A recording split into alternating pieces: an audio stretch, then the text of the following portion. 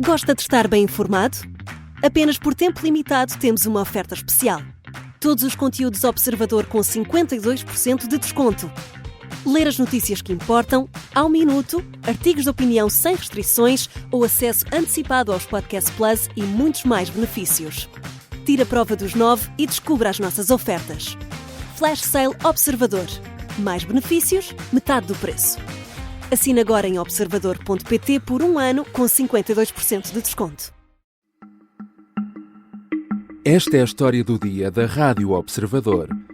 Incêndios. Por que motivo continuamos a insistir nos mesmos erros?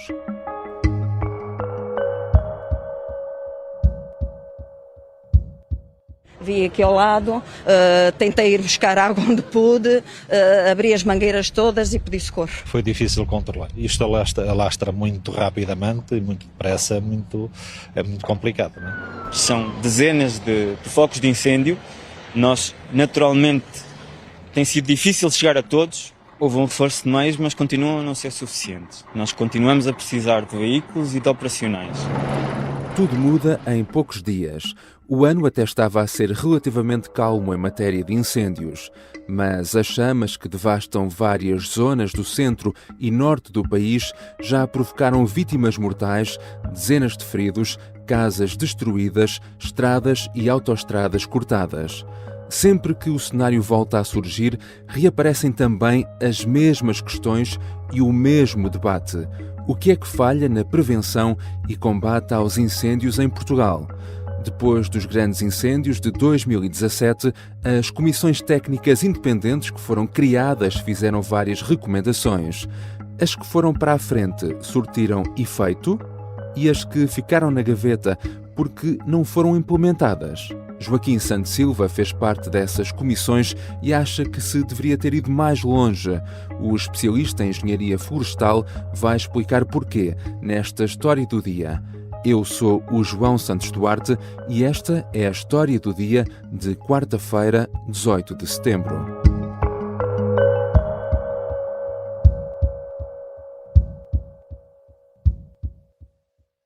Bem-vindo, Joaquim Santos Silva. Obrigado pelo convite.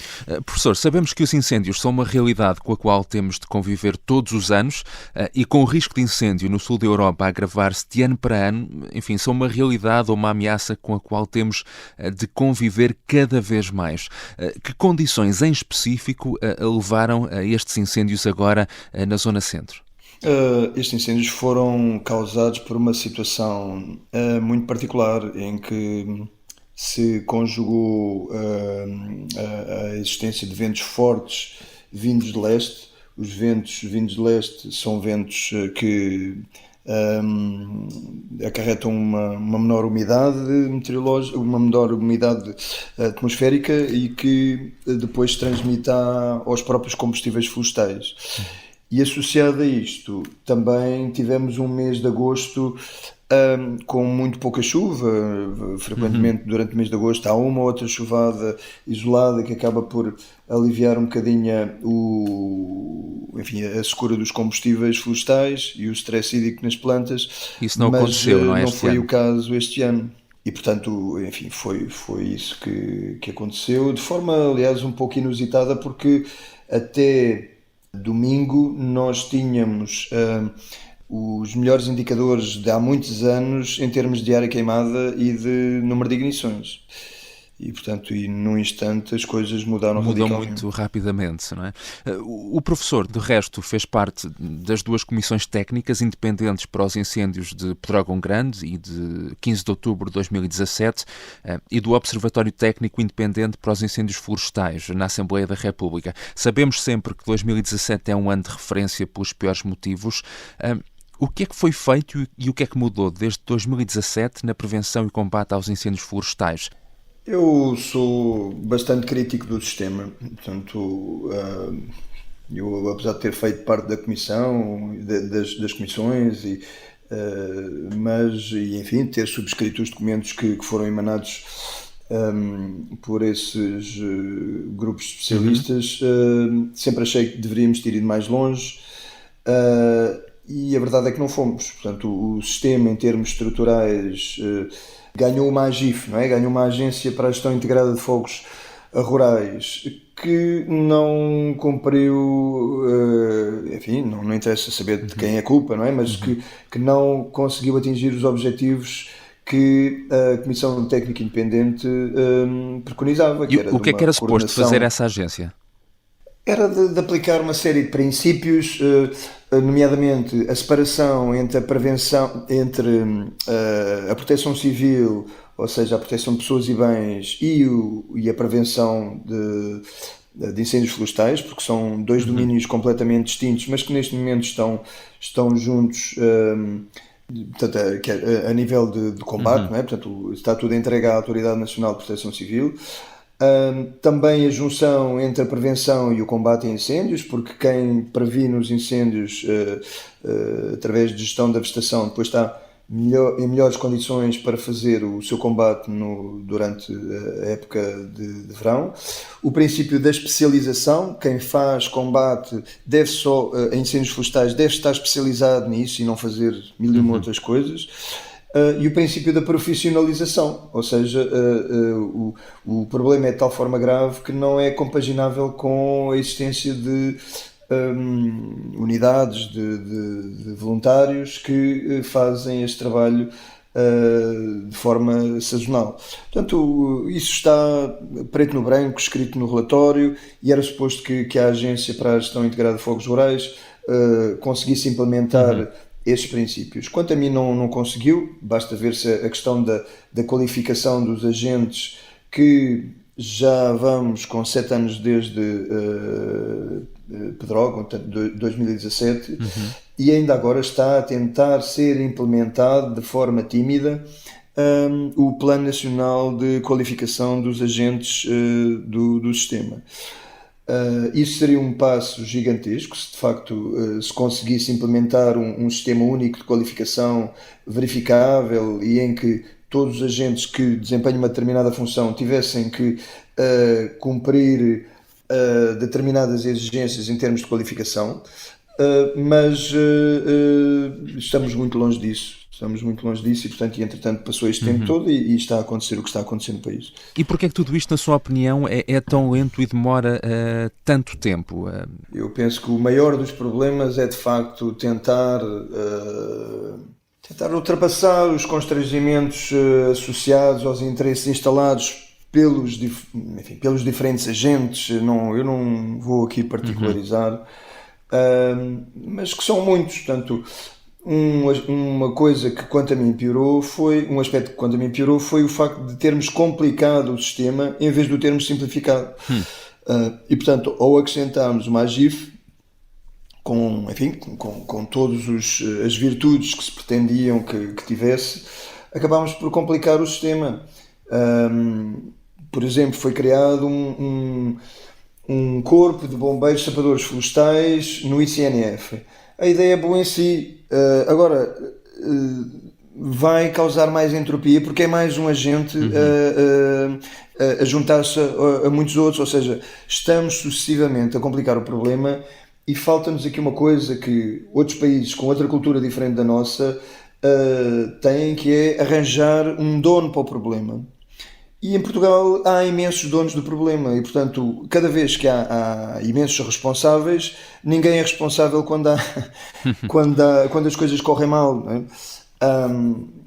Enfim, isso tentou ser feito após os incêndios de 2003, através de um plano para a implementação de um programa para a implementação do Plano Nacional de Defesa da Floresta contra Incêndios.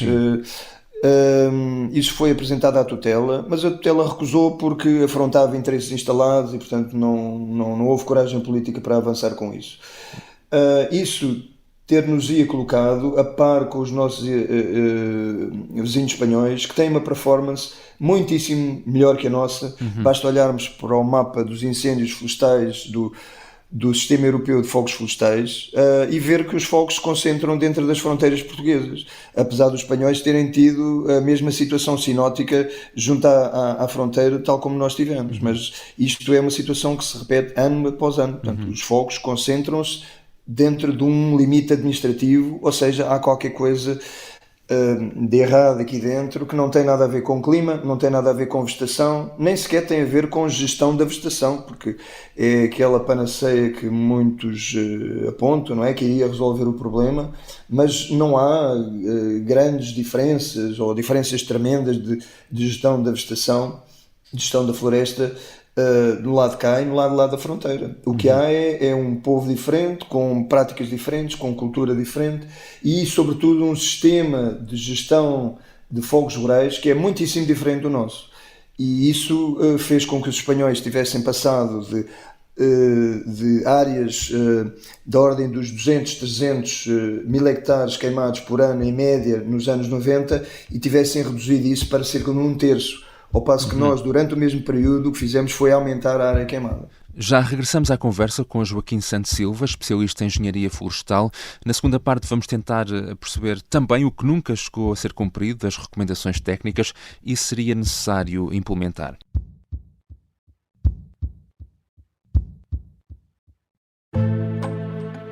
O sargento na cela 7. O homem na cela 7 escapou à morte por pouco. Piratinha do ar. Eu já disse que ele só tem 16 anos. Um espião no Kremlin. Esta é a história escondida de como Putin montou uma teia de poder e guerra. O encantador de ricos. Todos queriam estar com ele. Todos queriam ser vistos com ele. E todos queriam fazer negócios com ele. Operação Papagaio. Dão-lhe a entender que o melhor é que também fique calado. Matar o Papa. Crono não está só disposto a matar, também está disposto a morrer. Um rei na boca do inferno. A mansão da boca do inferno está cheia de espiões e informadores, por dentro e por fora. São histórias que fazem parte dos Podcast Plus do Observador. Pode ouvir no site do Observador, nas plataformas de podcast e no YouTube. Podcast Plus é mais do que um podcast. Estamos de regresso à conversa com a Joaquim Santos Silva. Professor, o que de facto foi recomendado pelos técnicos depois de 2017 que nunca chegou a ser feito e que, na sua opinião, seria preciso que fosse cumprido? Eu podia eleger uma série de aspectos e já falei em alguns deles, mas eu salientaria muito particularmente a questão da qualificação e a questão da especialização. Nós não podemos ter a combater incêndios florestais pessoas que não são especializadas, que fazem, desempenham muitas outras funções e que acabam por lidar com a floresta e lidar com o fogo apenas durante a época dos incêndios. Portanto, essa questão é fundamental, ou seja, especializar, qualificar e, na medida do possível, profissionalizar deveria ser o grande desígnio que não foi até... Enfim, está muito longe quanto a mim de ser atingido. Há uma questão que surge sempre também nestas ocasiões, que é o debate em torno, enfim, da limpeza das florestas ou dos terrenos. Todos os anos há prazos para essas limpezas, cabe às câmaras municipais fiscalizar e aplicar coimas. Na sua opinião, quão importante é ou não, enfim, esta dimensão? A seguir a 2017, portanto, o Governo reagiu de forma reativa, não é? Passa a redundância, e uma das coisas que fez foi, de facto, lançar uma campanha nacional para a limpeza dos terrenos em volta das casas, mas fê-lo da pior forma possível. Ninguém duvida que é necessário gerir os combustíveis em volta das infraestruturas, mas não da forma como a legislação saiu. E, portanto, a legislação, o legislador partiu do princípio que deveríamos cortar árvores para proteger as estradas e as casas e os povoados, quando o que nos diz a ciência é que as árvores podem ter um papel positivo na criação de sombra, na diminuição da temperatura e inclusivamente como obstáculos à radiação de um eventual fogo e à passagem de fagulhas, não é? E portanto isso fez com que se tenham cometido imensos disparates em termos ambientais e que se tenha piorado a situação ainda por cima, porque quando nós removemos as árvores estamos a criar melhores condições para que o mato se instale e se desenvolva ainda mais no futuro, o que está a acontecer de facto em muitas zonas que foram limpas. E depois há também um outro problema, que é quando é necessário de facto fazer uma intervenção, muitas vezes não se sabe sequer quem é que são os proprietários, não é? Aí estamos também a avançar devagar, mas eu penso que no bom sentido faz aquilo que é possível fazer, não? Que é o programa BUPI, o Balcão Único do Prédio, que é um sistema expedito de registro de propriedades, que é um ponto de partida. Tem muitos problemas, há muitas, por exemplo, sobreposições entre parcelas que são registadas, mas é melhor o que está a ser feito do que o que havia antes, que era nada. E portanto eu penso que a esse respeito deu-se um passo que já se andava a falar há décadas, não é? E que nunca tinha avançado de forma decisiva e alargada a todo o território nacional. E portanto, no lado positivo, eu salientaria isso como uma medida positiva. Mas também é um processo que demora tempo, é lento, não é? Ou seja, por exemplo, nesta questão, são as câmaras que têm de intervir, de aplicar coimas, mas muitas vezes não se sabe de quem é o terreno. Há pessoas que, por exemplo, que herdam terrenos, nem sequer sabem onde é que eles estão. Quem é que são, não é? Essas pessoas? Há todo um problema de direito sucessório e de registro de propriedades que de facto também ainda não está resolvido, mas também há a legislação prevê que terrenos que não sejam reclamados que passem para a posse administrativa do Estado, e portanto, a partir desse momento terão um dono que será o Estado, não é? Ou seja, isto é uma situação que nós herdámos e que não é de agora, portanto podemos recuar ao Marquês de Pombal para começar a ver as geneiras que foram feitas no sentido de permitir que as propriedades fossem sendo cortadas, não é? Portanto, partidas, não é? De geração para geração, as geneiras no sentido de passar para a posse de privados terrenos que deveriam estar na posse do Estado, de forma a que nós pudéssemos ter uma floresta pública digna desse nome, tal como tem todos os países da Europa, todos. Portanto, não é um luxo, não é nenhuma aberração o que eu estou a dizer, portanto é a regra no mundo todo, exceto em Portugal. Portanto, e isso são coisas que têm uma raiz que se perde no tempo, desde há 3 séculos pelo menos que andamos a fazer as geneiras a esse respeito. Sem pensar no amanhã e sem pensar no futuro, e portanto é uma situação que herdamos e que vai ser lenta para resolver, tal como a refere, mas tem que se começar por algum lado. Sempre que, enfim, temos este problema dos incêndios, fala-se recorrentemente nas mesmas questões, e uma delas é a questão da composição da nossa floresta, do facto do eucalipto representar uma parte muito significativa da floresta, de ser uma espécie altamente inflamável, porque também é rentável, não é? Nós continuamos de facto a insistir sempre nos mesmos erros em termos de gestão da floresta.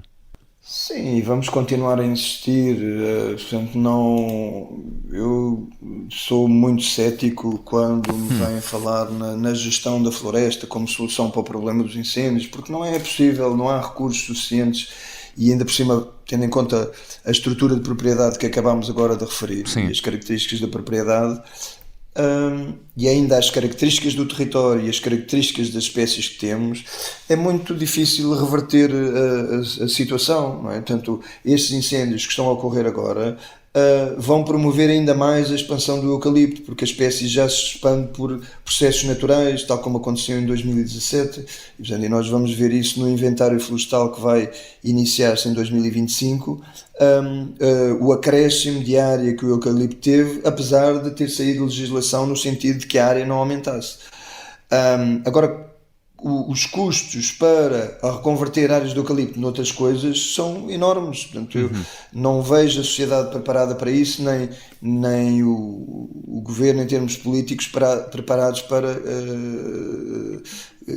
ter programas de longo prazo com injeções massivas de recursos financeiros para conseguir fazer essa transformação. Portanto, isso para mim é uma quimera, é uma ilusão, é um mito. Obrigado, professor Joaquim Santos Silva. Muito obrigado pelo convite.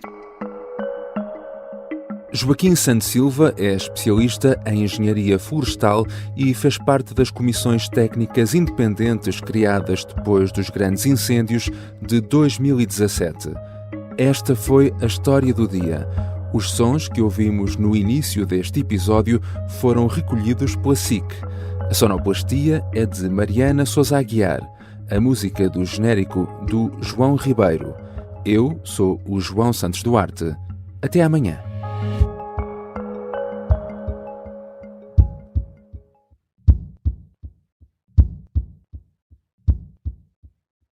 Se gostar deste podcast, pode seguir, dar 5 estrelas e comentar o episódio na Apple Podcasts ou no Spotify.